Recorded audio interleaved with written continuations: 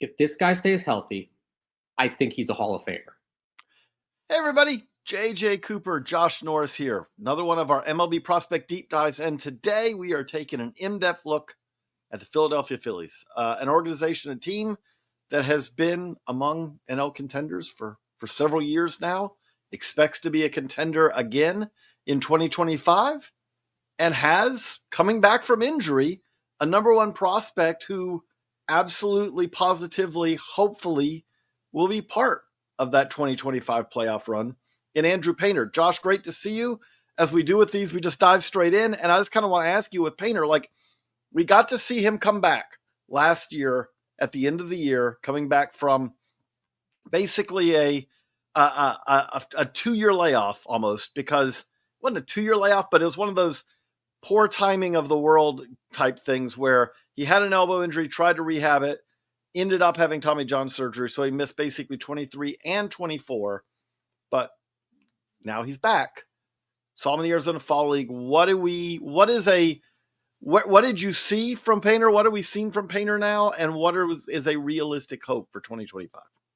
Well, as far as the second part of that question, I think the Phillies have kind of laid out the timetable that he won't be up before July. They have some sort of innings control thing that they're going to do with him, which understandably, he only pitched so many innings last year, including the Fall League and side sessions, and didn't get into a real game. So the actual innings total he had under his belt is probably slightly more than whatever he threw in the Fall League, but it's not much. So you can't throw him out there in April and say, okay, big boy, go do a full workload. So they've said, like, if he's going to be in Philadelphia, it won't be before July. So that's great, because if they think they are going to be, if they are what they think they're going to be, which is a playoff team, or at least one contending for the playoffs at that point, then that'd be a perfect. The cliche is be a great spring trade or a trade deadline addition to your club. It's just pulling this prospect out of your minor league system. As for what I saw in the Fall League, an ace. The same thing I saw in 2 years ago, whatever it was, in his final start before he went up to Double-A, where it's probably the best pitcher I've seen in my 12 years at Baseball America. And maybe the third best I've seen in my career, behind Jose Fernandez and Garrett Cole. I was going to say, I know number one on that list for perennially will be Jose Fernandez. Right. We won't get into that here because that's just too sad. But that's the kind of arm we're talking about here. He hits what I like to call like the 4 S's for me: size, strikes, stuff, and savvy. He's got all those in spades. He's got every pitch you want in the bag. It's not like he's altered his slider a little bit. Whatever it is, it's nasty now. And he throws it where he wants to, when he wants to, and you're not going to hit it. I didn't reveal my top 100 ballot for a couple of reasons that we won't talk about here. But I put Roki Sasaki number 1. If I had to do it over again, I might put Painter number 1. I think that highly about this young man. The thing that jumps out to me that puts him in a different, like when we talk about, and we got this question. It's a very good question I got last year. Was asking about Luis Perales, right? During the season. It's like, and Luis Perales dropped off the 100 when he had Tommy John surgery. He was a guy who was just at the back of it, just had moved on, find out he's having elbow surgery, and he moves off. And someone said, well, why does Luis Perales drop off the 100 when he has Tommy John surgery? And Andrew Painter just kind of stayed on the 100 throughout the entirety of his 18-month rehab from surgery. And the answer is like the difference between a pitcher who's at the back of the 100, who's injured, compared to a pitcher who's healthy is like that. There are very few Andrew Painters in the world. There are very few pitchers who could be this good. And when that happens, and the key thing that Painter's done now, the great thing for him, you can argue that the timing's not ideal when you have surgery mid-season in a year, because it does mean that you're going to miss all of that season because you rehabbed, then got surgery, and then all of the next year. But the flip side of that is Andrew Painter comes into the 2025 season off of a pretty normal as you can be off season. He was able to get back on the mound. And as you said, you saw The stuff is still the stuff. There's not something here where we're looking at it and saying, will Andrew Painter's stuff come back after elbow surgery? It's back. And now he's had a pretty normal offseason. They're going to be careful with him. But this is a guy who, before the injury was, as you just laid out, he was in a very rarefied air as far as the caliber of pitching prospect. The guy who reached Double-A basically in the blink of an eye, our minor league pitcher of the year when the last time he was healthy in 2022. He's the guy I believe we created the award for. Yes. Basically, he was the inaugural winner because we realized I kept pestering you about we need to be able to honor pitchers somehow. You were right, because the thing that we've run into now is the days of the 200 or the 180 inning minor league pitcher who's a prospect is basically over. Maybe it'll come back someday, but it's basically over. If it does, the guy probably won't be that good, quite frankly, because they'll be letting him go that long. And in Painter's case, Painter has thrown 110 pro innings, not counting the AFL, in his career. So he was pitcher of the year, but when you're comparing him to I think that year would have been 2020. When you're comparing him, 2022. 2022. So 2022 minor league player of the year, that would have been Gunnar? I'm trying to remember. I think so, yeah. When you're comparing him to position players, it's really hard from just the standpoint of this guy had 500. This guy played 130 games, 500 plate appearances or more, and this guy had 100 innings, 110. But Painter has shown a lot in those 110 pro innings. If you remember why he got that award, it wasn't just the pure dominance. It was his first full year as a pro. He got to Double-A. I'll grant you, it's a little easier to do that now with the staggered schedule. But the guys who had done that before were guys named Kershaw, Billingsley, Bundy, and there's a couple more that are good. I mean, Billingsley was the worst of the bunch. Greinke.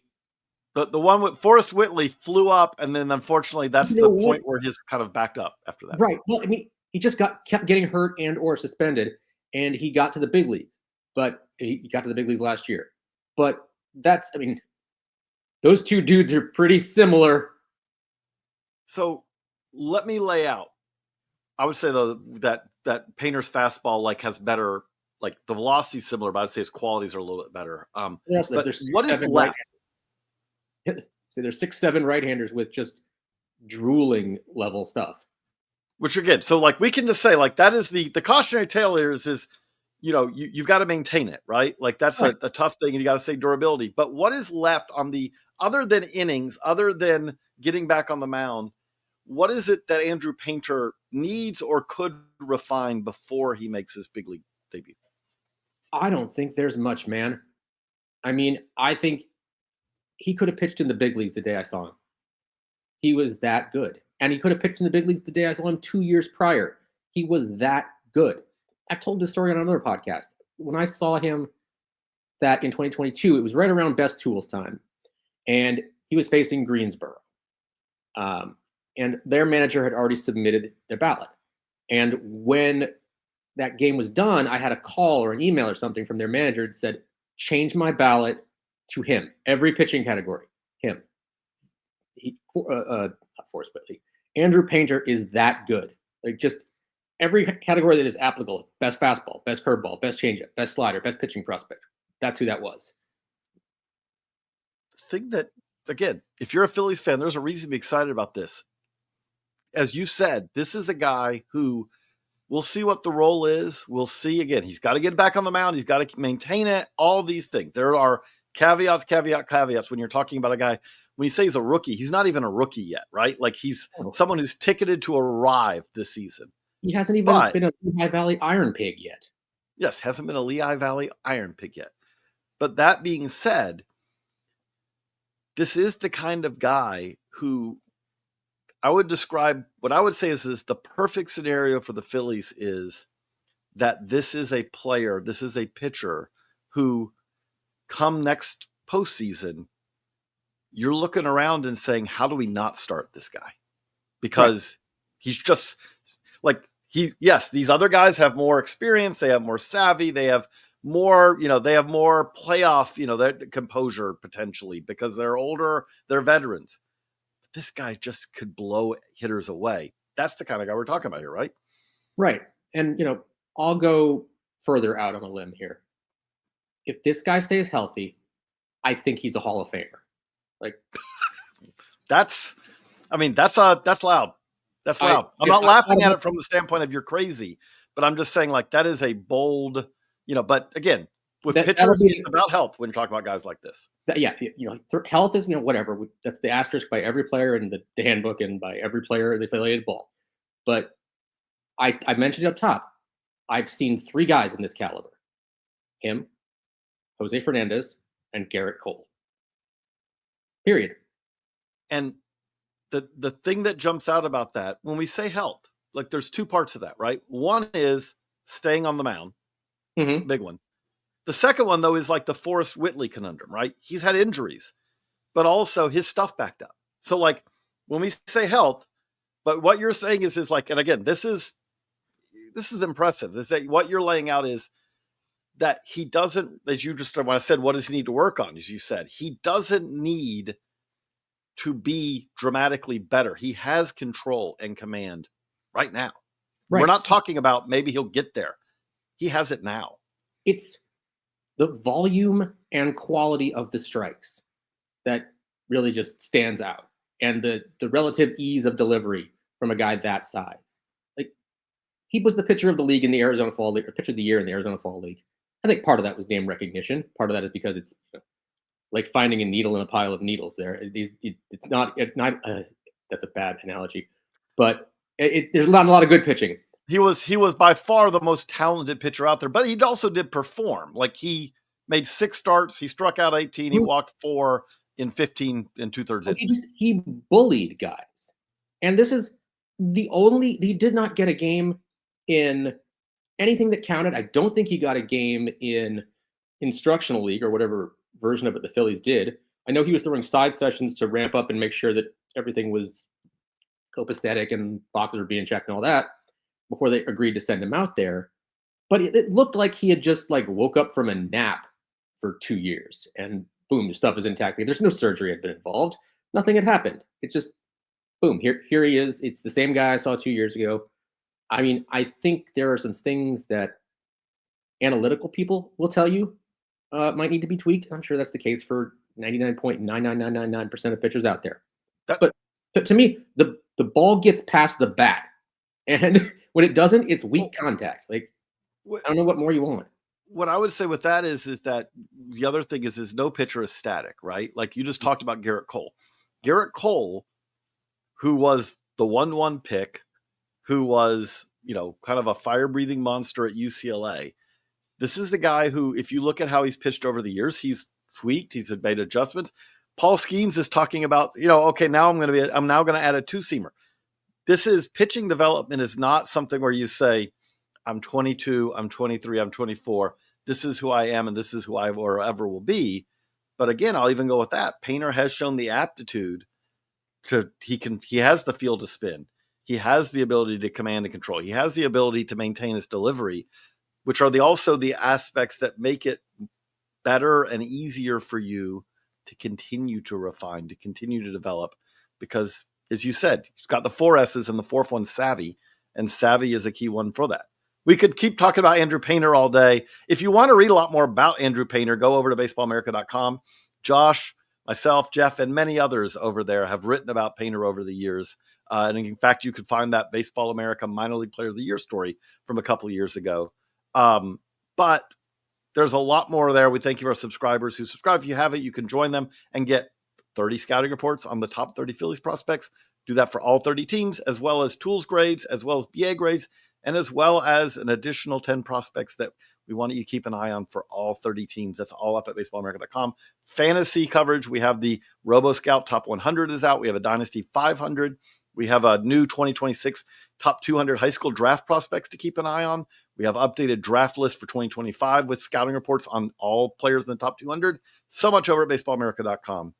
But Josh, as we kind of keep looking at this Philly system, this is the thing that stands out here is number 2 on this list is Aidan Miller. And Aidan Miller is another really like positive story if you're a Phillies fan, because not that he wasn't a prominent prospect coming into the draft, but he was coming off of an injury. We hadn't seen as much of him kind of in that draft year. And there were questions. And it feels like that the 2024 season, Aidan Miller did a good job of alleviating some of those concerns when it comes to his defense, when it comes to the bat. Not that he was like, oh, this guy's terrible or anything like that, but it's like, oh, he might be a little better than what he was projected coming out of high school. How did you kind of perceive where Aidan Miller is now? I mean, the thing about Aidan Miller was, part of my job, a big part of my job, is checking in with scouts, seeing who's popping, et cetera, et cetera. And his name started popping and ringing bells in April. Like, this guy is really good. He's better than advertised. And part of that is because he got drafted where he was because he had the injury during his draft year. And I'll take a little tangent here and say the hallmark of Brian Barber's drafts is risk and betting on upside. If I told you you're going to take a high school right-hander who is 6'7" with your first round pick, a lot of conventional wisdom say don't do that. High school right-handers are, very fraught demographic. Mm-hmm. And then guys who are that big don't necessarily succeed a lot. Well, I think he's pulled the royal flush out with Andrew Painter. And now you take a guy with Aidan Miller who, you had the wrist injury, and the wrist things you worry about with that is the power going to be sapped? Well, no, it wasn't. It took him a little time to get adjusted at each level, but he got to Double-A in his first full year as a pro. Again, not as difficult. Still an accomplishment. An accomplishment, yes. But I think the biggest development is he doesn't look terrible at shortstop. Like after the first truncated year, it was like, okay, he's probably going to go over to third base, especially because before at that point, Starlin Caba was in the system and Trey Turner was a couple years younger. But he has a non-zero chance of playing shortstop in the big leagues. And that, automatically ups your value by however many points you want to say. And then to say the power is still intact, well, now you've got a potential guy who can give you value on both sides of the ball. And, it wasn't particularly close between him and Painter at number one, but he wouldn't be a bad number one if Painter got traded or something. Or graduated or whatever. And the point I'll make on there is like, if you said anyone was competing with Andrew Painter closely for number one, that's a top 10 prospect for us. After what I just said, Andrew Painter. You just called Andrew Painter a potential Hall of Famer. So I would hope that Miller, who's been very good, but there's a gap here because Miller's good, but Miller could be really good. Like, he could be an all-star. Like, this is a very top-heavy system, but the weight is good weight at the top. The thing I'll say to kind of tie off of your shortstop comment, it doesn't mean that we're guaranteed that he's a shortstop. Like you said, he's a non-zero chance. But what it also means, if let's say he slides to third base someday or whatever, he's probably going to be a better third baseman defensively than what he was projected to be coming out of high school, because he's been a better defender at shortstop than what he was projected out of high school. As you said, the one thing that we'd say about last year is kind of had a great start in the Florida State League, bumped up to the South Atlantic League, and took a minute to kind of find his footing, but then did, and then earned that very late. Like, just basically, here is Reading, just so you know what it's like for next year. And that point is what I was going to say. Is like, sometimes they'll do this. They won't do it for any just org guy who doesn't earn it, but they'll get, hey, here's what Baseball Town USA looks like. Here's Wyomissing, Pennsylvania. Here's Taylor Swift's gold record in the clubhouse of First Energy Stadium. Here's an ostrich who throws, here's the best minor league ballpark in the country. Like, enjoy. Go find, figure out where you're going to live. But you don't have to figure out now. Now you don't have to figure out where you're going to live because now they have assigned housing. That's true. Find out where you're going to eat, or you spend your downtime. But that's partially why they did and why most teams do it. But he got there, and I'm sure that's where he's going to wind up this year. But the thing the point you were making earlier was, it took him a little bit. Yeah, you're going to have to get used to this, not just you, with lots of touted, especially younger prospects. The minor leagues are contracted now. They're shorter. There's going to be adjustment time, and I think I mentioned this somewhere else. There are fewer mutants than there are before. Like, probably a good thing. But you know, Juan Soto is the example I always go to. Like he mastered every level, like it was just you dropped him in the Little League World Series. When you say mastered every level, they just skipped him over because I think I looked it up one point, and I think legally he didn't have enough time at each level to establish a forwarding address. Like so, in any case, like okay, if your favorite prospect goes from mashing at one level and then kind of spins his wheels, the next, be patient. Mm-hmm. Talent doesn't go away. You're going to face this is short-term patience because this is a player who in his first season played at 3 different levels. And the other thing I think that's kind of a worthy way to kind of wrap up with Aidan Miller is, as you noted, he had a hamate injury in high school. But this is a guy who had a very long track record before that, like USA Baseball 12U, 15U, 18U. Like he performed against top-level competition for years, and here you see it. And the thing that does kind of jump out now, like you said, if you were projecting this out, and this is our perfect segue kind of looking ahead, he was not going to probably, if Starlin Caba developed like Starlin Caba was expected to develop, Aidan Miller was not going to play shortstop in the long term for the Phillies in that scenario because Starlin Caba is a wizard at shortstop. But now Starlin Caba has been traded. He's now a Marlin. And again, that kind of ups the non-zero chance that Aidan Miller can be a shortstop. But that's one of the things we want to get into here, which is this is a Dave Dombrowski run organization. And that means they're trying to win now. And I would say that that is one of the things that Dave Dombrowski has done as well as anybody, which is he is not a prospect hugger. Prospects can help your big league club in multiple ways. And one of those ways is by bringing in big league talent. We're going to touch on that right after this quick break. And we're back. So, Josh, let's just kind of touch on a little bit because I'm sure there are some Phillies fans who want, like, Jesus Luzardo is a very useful pickup for this Phillies club. But what did they give up? What is it that that is the risk long term with this of trading away someone like a Starlin Caba? I mean, the risk is that he develops a little bit of power. I mean, it's almost non-zero power right now. The risk is that the plate discipline that he showed in the FCL was a mirage, or was not a mirage. And he's that skilled a hitter.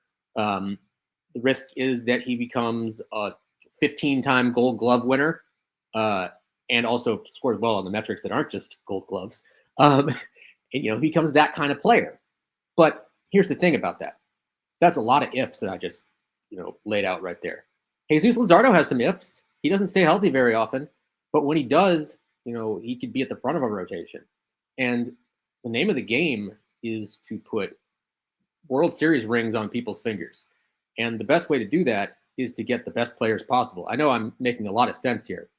But you trade. Let me just summarize that a little bit, which is this to me, you talked about how the Phillies are willing to take risks. Brian Barber's drafts they involve risk. There's a risk here, but I would say this is a very calculated risk, which is they know they're giving up a great glove here. There are fair and realistic questions about Caba's long-term offensive impact. Is there not? Absolutely. I mean, that's the thing. I mentioned it on the Dodgers podcast. You can take all the risk you want. It sounds like Dave Dombrowski trusts his people.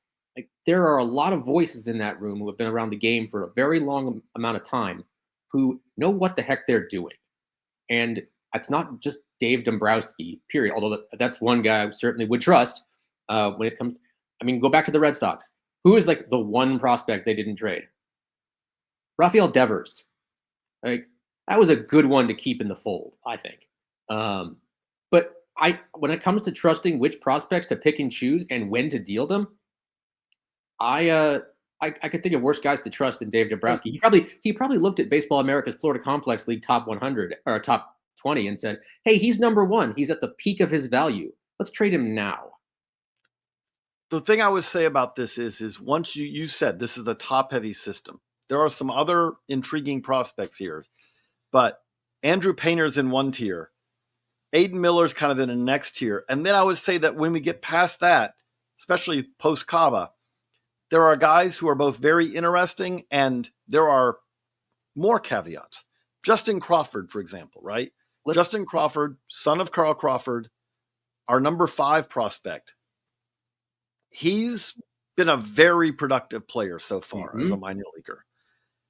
And there's still this one, I would say there's multiple caveats, but there's one really big caveat, which is no one hits the ball on the ground more. And there's the question of how much can he improve that? Or is he going to be like hit with basically no power or very little power, because it's hard to have power. You at best you're getting a double when you hit the ball on the ground, or triple. He's fast enough. But the thing is with Crawford, yes, he needs to get the ball off the ground. And I'm not saying he needs to be selling out for launch angle, or at least a lot of launch angle. Just hit line drives over the infielders' heads. Not if it goes over the fence, cool.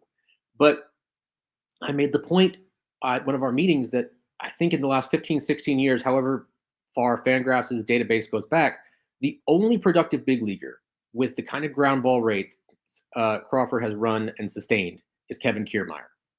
And Crawford's not that level of defender. No, they're while I'm rating superlatives on people, Kevin Kiermaier is the best outfield defender I've seen in my time at BA. Crawford could be very good. He might not be a center fielder. He might be a corner guy. He might be a left fielder. Yeah, and that would be a problem, because then you become a profile problem. I'll fully admit I could be wrong on this. Like I could be wrong on any one of these guys, but I'm not as convicted as I am on some of the other guys, because there are voices out there who think this guy is one of the best prospects in the game. There are other voices who think he's kind of like what I just said, like a profile problem. And when I'm doing the write-up for him last year, I'm typing it in. I'm saying, okay, he needs to get the ball off the ground. His routes and jumps need work. He might have to move left field. And I looked back at my last year's notes and I said, that's almost what I wrote last year verbatim. So, but he did improve his ground ball rate by 9% to like 60%, right? 71 to like 62. Yeah, and the thing about that is, you can do that in the minor leagues to a degree because the infield defense is bad, but it's going to get real good in the big leagues, and they won't be able to shift you nearly as much. But if you're going to hit it to better defenders, they're going to catch the ball more often, and that's going to take a hit on your offensive abilities. If I'm being optimistic, and I'm kind of one of I would say, our more optimistic. JJ, you're the most optimistic human I've ever met. About Justin Crawford is what I would say with this is, if you said, well, what is his profile? What are you looking at here? His dad was a very good player. His dad was a left fielder primarily. He did play some center early in his career, but Carl Crawford primarily was a left fielder.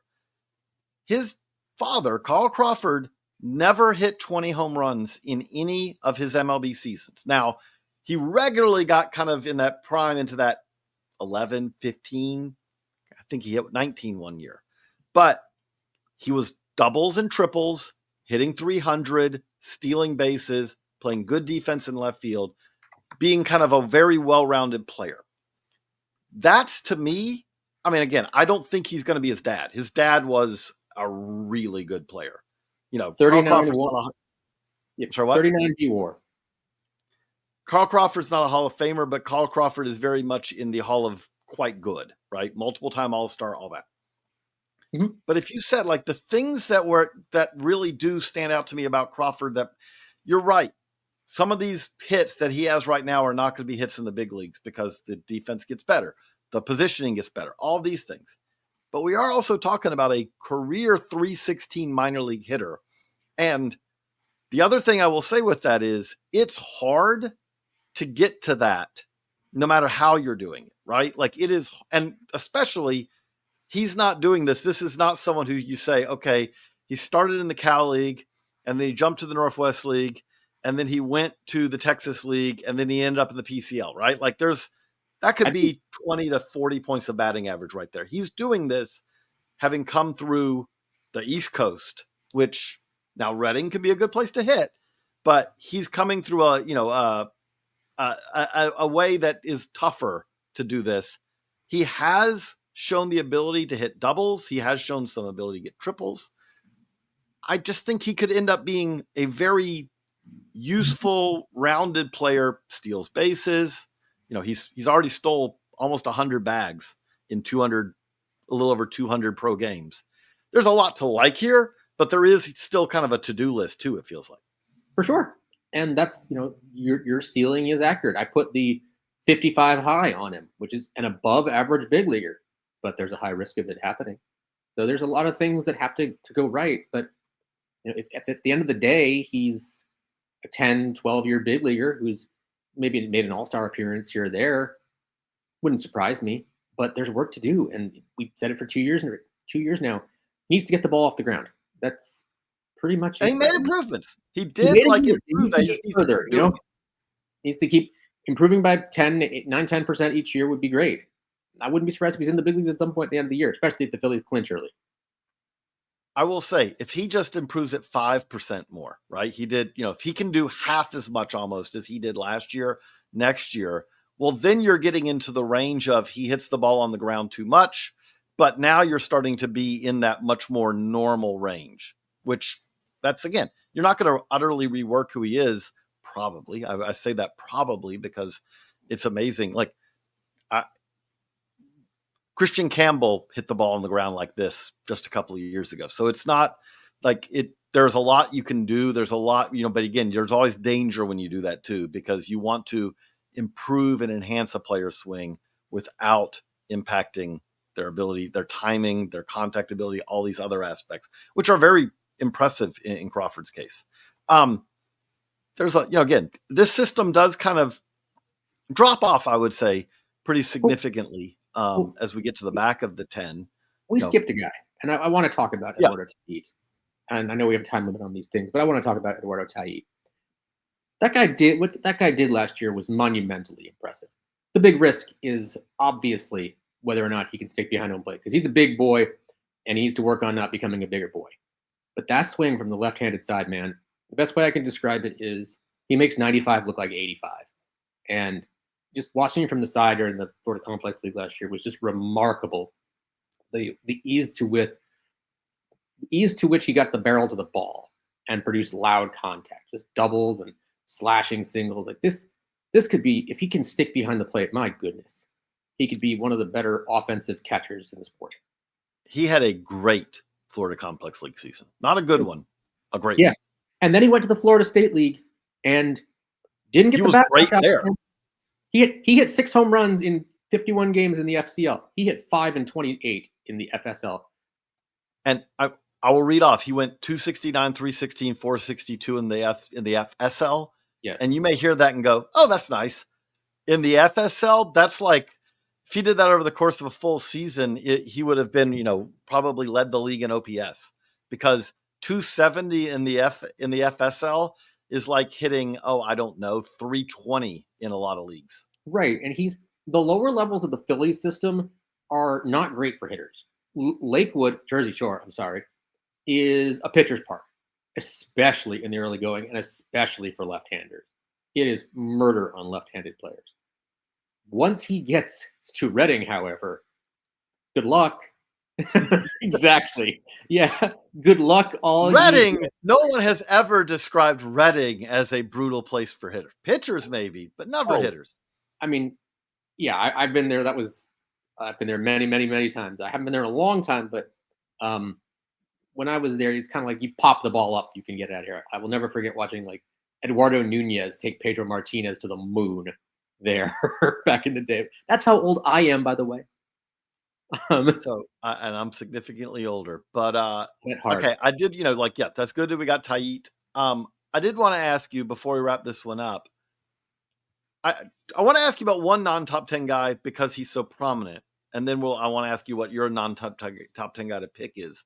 But we talked about Andrew Painter and living in the high-risk world of high school right-handers, but they also have Mick Abel, who was also a high school first-round right-hander, who Mick has kind of taken a step back, especially I would say, if we're saying that this is, when we talk about to-do lists, his most clear to-do list is the delivery, the strike throwing's just got to get better, doesn't it?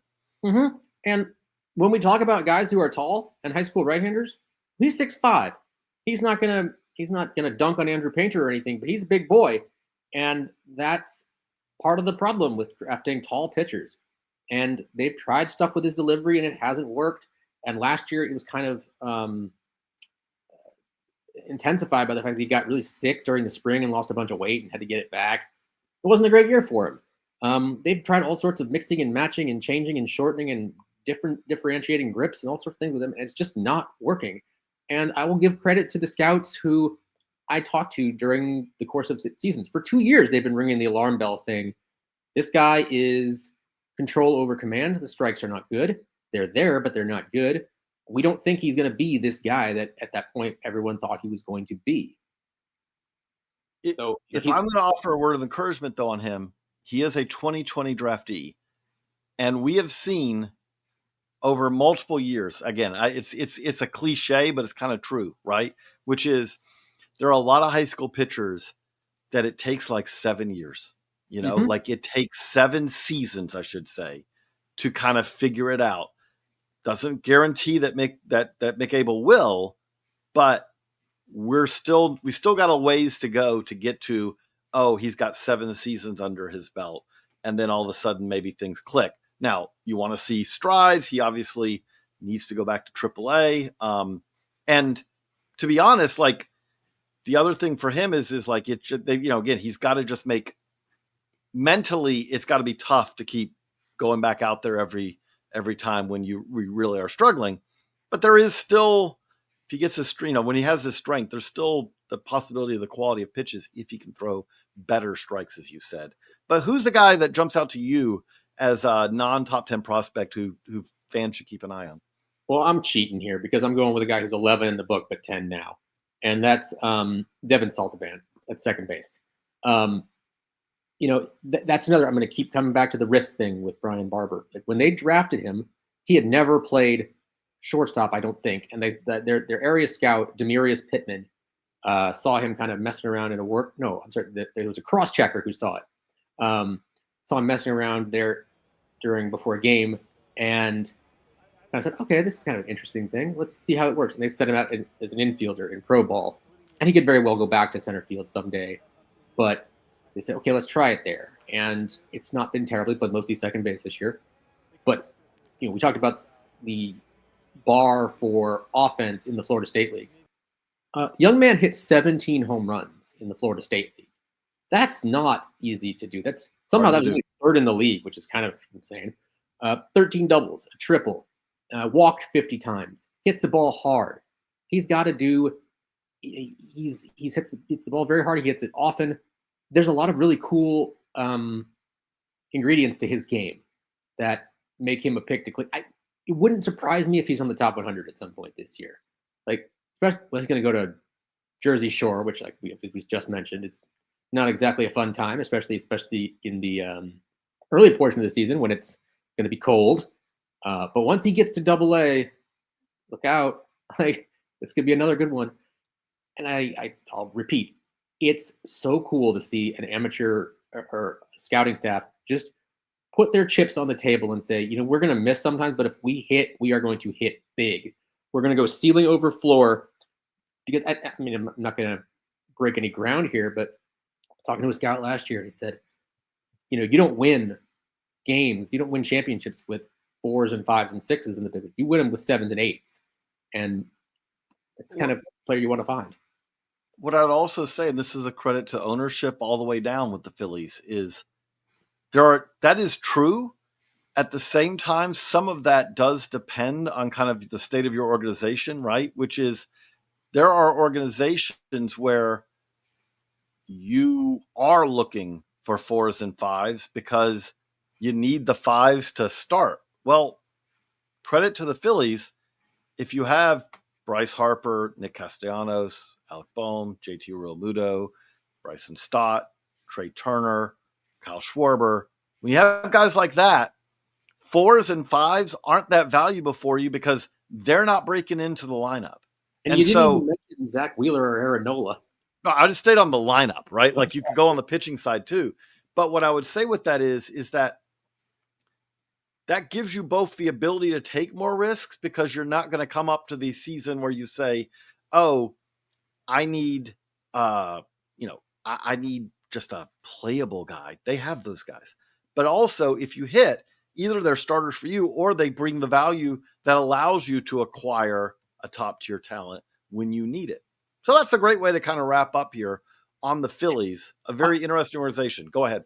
I want to give you one more since I kind of cheated and gave you a top 10 guy.